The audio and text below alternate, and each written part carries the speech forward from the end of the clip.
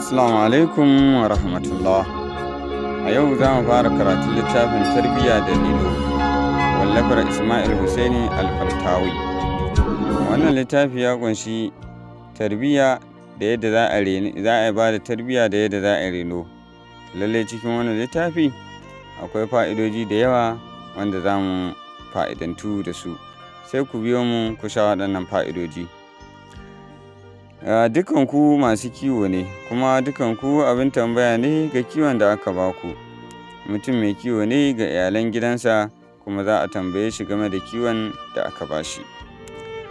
Gabatarwa. Bismillahirrahmanirrahim. Dukan yabo da godiya su tabbata ga Ubangiji Allah azza wa jalla jalaluhu, madaukakin sarki wanda ya yi komai da kowace iriyar halitta jalla jalaluhu, kuma ya kyautata surar mu, ya ba mata goma, shi ya sanya mun musulmi. Muna gode masa jalla jalaluhu bisa waɗannan falala da baiwar arziki. Muna salati da sallamawa ga fayayyen halitta sallallahu alaihi wasallam, mai tarin matsayi da girman daraja, annabi Muhammad sallallahu alaihi wasallam. Tsira da aminci su tabbata a gare shi da iyalan gidansa da sahabbansa da dukkan waɗanda suka bi kyakkyawar tafarkinsa madaidaici har zuwa ranar sakamako. Godiya ta musamman ga iyayena da malamaina wanda suka yi ɗawainiya da ni wajen gina rayuwata domin ta yi inganci. Ina roƙon Ubangiji ya ƙara wa rayuwarsu albarka, da ni da su da masu karatu. Allah ya haɗa mu a gidan aljanna alfarmar rahamarka Allah jalla jalaluhu. Shimfiɗa. Tarbiyya abu ce mai wahala, sai an dage an tashi tsayin daka sannan za a dasa ta. Ya ku iyaye, abu na farko da ya kamata ku cusa a zukatan yaranku ko zuciyar yarinyarku ko kuma zuciyar ɗanku su ne waɗannan abubuwa kamar haka. Tsoron Allah, domin samun nagartacciyar rayuwa a tare da su da kuma tarbiyya mai kyau. Daga lokacin da yaro ya fara wayo, ya fara magana, ya san abincin da zai sanya a bakinsa ko kuma abin sha, to daga wannan lokacin ya kamata ku fara cusa masa jin tsoron Allah a zuciyarsa, sannan su san wane ne manzon Allah sallallahu alaihi wasallam, menene matsayinsa a wajen al'ummar duniya baki daya da wajen Allah jalla jalaluhu. Ku cusa yaran ku jin tsoron Allah ta hanyar sanar da su Ubangiji, abin da ya yi umarnin a aikata da kuma abin da ya yi hani a kai. Kuma kamin ku jefa yaranku a makarantar boko, ku fara tura su ta islamiyya. Malamai magada annabawa na yin nasu, kuma kuna yin naku, to insha Allahu tarbiyyar yaranku za ta zama mai sauki a wurinku a lokacin da suka balaga, suka kama mallakar hankalin kansu. Sa'annan ku cusa yaranku son ilimi na addini da na zamani, kasancewar ilimi shine ginshiƙin rayuwa. Haƙƙinku ne iyaye ku ba wa 'ya'yanku ilimi wanda zai amfanar da su duniya da lahira. Ba 'ya'yanku kawai ba, hatta ku iyaye yana da kyau ku samar da kanku ilimi. Shi ilimi haske ne mai haskaka rayuwar ɗan adam ta kowane fanni, ba kawai don neman aikin abin duniya ba, wanda mafi akasarin iyaye yanzu sun fi gina ilimin 'ya'yansu akan neman aikin abin duniya. Duk da cewar hakan ba laifi ba ne, amma ya kamata mu nazartu, mu yi duba sosai akan hakan, mu yi faɗi tashi, mu jajirce, mu cije don ganin mun inganta rayuwar 'ya'ya da ilimi na addini, domin da shi ne za a tafi lahira, saɓanin na duniya da inda muka same shi a nan za mu bar shi. Sosai muke tafka kuskure a rayuwar yanzu. An cusa yara musamman mata son abin duniya. Ku farka iyaye, musamman iyaye mata. Kin cusa yarki son abin duniya, kin cika rayuwar yarki da burin abin duniya, kin ƙawata idanuwanta da hangen abin cikin duniya, an manta da mutuwa na tafe a kowane lokaci. Fatanki, burinki, mafarkinki, jin daɗinki, kwanciyar hankalinki ta yi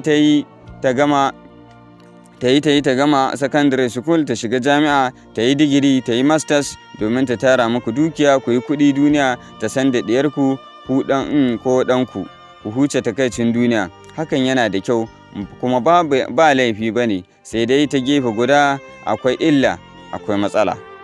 Duk saboda wannan burin kun hana 'yar ku aure, ba ku sa shi a cikin lissafin da zai inganta rayuwar 'yarku. Burinku da fatanku shi ne kawai duniya, duk saboda kada bajan naki ke uwa ya rushe, amma fa wasu ne ga wasu iyayen. Shin idan an yi auren nan ba a karatun ne? Shin idan an yi auren nan ba a aikin ne? Shin idan ta yi auren nan zai hana ta dukkan muradinki da kike son ya cika? kin hana ta yin aure. ‘Ya'yanmu ba duwatsu ba marasa lafiya ba, sha'awa na damunta, samari kullum kawo mata hari suke, ko da yaushe tana tare da su a makaranta ko a waje, yau da gobe sai Allah, ba fata ake ba. Allah ya tsare mu, ya tsare mana ‘ya'yayenmu. Mu riƙa kai zuciya nesa akan yaranmu. Duka da hantara da zagi da mummunar kalma ba su za su gyara yaro ba, face ƙara lalata shi. Ku dinga yawan yi musu addu'a a kodayaushe, kar ku faɗi kalma mara daɗi a kansu a lokacin da suka ɓata muku rai.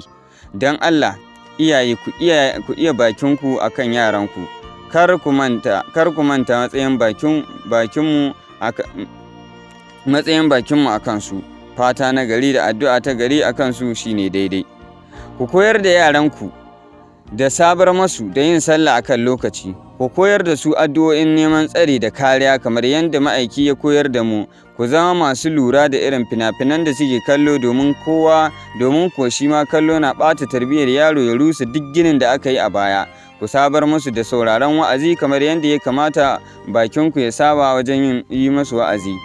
Haka zalika ku kasance abin koyi ga yaranku. Ku yi ƙoƙarin aikata abu mai kyau ta yadda za su gani su ɗauka daga gare ku. Ku zama masu zama da yaranku, kuna shiga cikinsu domin jin matsalolinsu, sannan ku zama masu sanya ido a duk abubuwan da yaranku ke gudanarwa na yau da kullum, kama daga kan ƙawaye. Lura da irin abokan da yaro ke mu'amala da su yana da kyau matuƙa da gaske, kuma hanya ce ta kiyaye yaronki daga faɗawa ga miyagun abokai. Idan har kun sanya ma yaro ido akan abokan tarayyarsa, lalle tabbas zai ji tsoron zama da ɓata gari. Zai yi duk yanda zai yi ya ga yayi ƙoƙarin nisanta da banzan abokai. Fatan mu Allah ya kare mana zuri'a, ya kuma shiryar da su. Ku guji kuma ku iyaye ba ma ƙananun yaranmu da suka tasa wayar hannu. Wannan waya da muke ganinta, haƙiƙanin gaskiya ba ƙaramar musiba ba ce, haɗari ce babba ga rayuwar 'ya'ya wallahi. Don haka mu kiyaye ba su waya, musamman ta Android, a lokacin da suke da ƙarancin shekaru. Ku zama masu sanya ido akan shige da ficen 'ya'yanku, musamman ke uwa da kike zaune cikin gida ko da yaushe. Ba kowane wuri ya kamata ku bar yaranku suke zuwa ba, kuma ba a ko da yaushe ya kamata kuke barin su fita ba. Duk da cewar rayuwar yanzu ta sauya, yaranmu sun fi mu a wayo da dabara. Idan ma da hali, duk sanda yarki mace ta buƙaci zuwa wani wuri, ki yi mata jagora, sannan ki hana yaranki tarayya da ƙawaye barkatai. Ya ke uwa, ki zama mai sa ido sosai da sosai akan ɗiyarki mace wajen duban irin littattafan Hausa da na Turanci da take karanta. Ki tsoratar da yarki, ki yi mata barazana da karanta littafin da ya kauce hanyar kunya da tarbiyya. Haka zalika, idan yarki ta taso da sha'awar rubuta littafi, shi ma ki tsoratar da ita, ki mata barazana ta yanda za ta ji tsoro ta kuma kiyaye rubuta abin da ba shi da kyau ko na rashin kunya da cin mutunci. Ki tunatar da ita cewa lalle Ubangiji zai tsaye da ita akan abin da ta rubuta. Ki zama mai bincikar wayar ta akai-akai. Ki zama 'yar jarida ga yaranki. Ki sa musu ido akan duk abin da za su samu, ma'ana dukkan abin da kika gani a hannunsu, ki sa su gaba, ki tsiye su don jin daga ina suka samo shi, ta ya suka same shi. Ko da yaro zai ce maki ga wurin da ya samu, ku yi ƙoƙarin bin diddigin inda ya same su ɗin. Kar ku sabarwa yaranku da riƙe kuɗi, domin kuɗi na ɗaya daga cikin abin da ke rusa tarbiyyar yaro. Ya ke uwa ta gari, ki sanya ido akan fitar yarki daga gida wajen sanya sutura. Ki tuna musulunci, ki tuna faɗan Allah Maɗaukakin Sarki a cikin littafinsa mai tsarki mai girma. Ki tilasta ta, ki sabar mata da suturta jikinta a yayin da za ta fita. Idan mai sanya hijabi ce, ki sanya ido wurin ganin kayan da ta sanya a ciki da kuma abin da ke kunshe cikin jakar hannunta, domin wasu 'ya'yan namu kan yaudare mu da fuska biyu. Ki hani yarinyarki da amsar kuɗin hannun samari, kuma ki hani yaranki da saurin miƙa hannu ko roƙo. Ki hani yaranki da kwaɗayi da son abin duniya. Ya ku iyaye na gari, daga lokacin da kuka fahimci 'ya'yanku na buƙatar aure, lalle ku yi gaggawar yi masu. Hakan shi zai hana yaɗuwar ɓarnar da ke faruwa a doron ƙasarmu.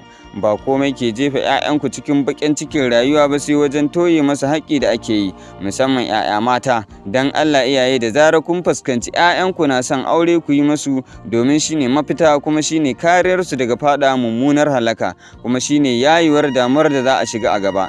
Daga ƙarshe kar mu manta za mu cimma kyakkyawan burinmu ne akan tarbiyyantar da yaranmu wajen yawan tunasar da su faɗin Allah da ma'aikin Allah. Ya Allah ka sa mu dace, Allah kuma ya ba mu ikon soke haƙƙin 'ya'yanmu da Allah ya ɗora mana, domin 'ya'ya amana ce Allah ya ba mu.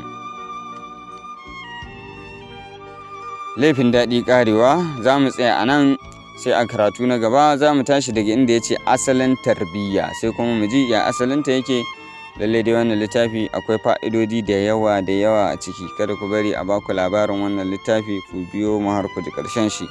Domin samun ci gaban wannan littafin da ma wasu littattafan daban na Hausa da na Turanci, za ku iya tuntuɓar mu ta lambar mu ta WhatsApp, wato 09029097001, ko kuma ku tare mu a Audiomack, da muna da account da Arewa Readers, za ku samu. Sannan kuma akwai Ibrahim Musa Goza, profile ɗin Ibrahim Musa Goza a Audiomack, za ku iya tuntuɓar mu, za ku iya bibiya ku saurari waɗanda muka ɗora. Mai karanta shine Ibrahim Musa Goza. Wassalamu alaikum wa rahmatullah.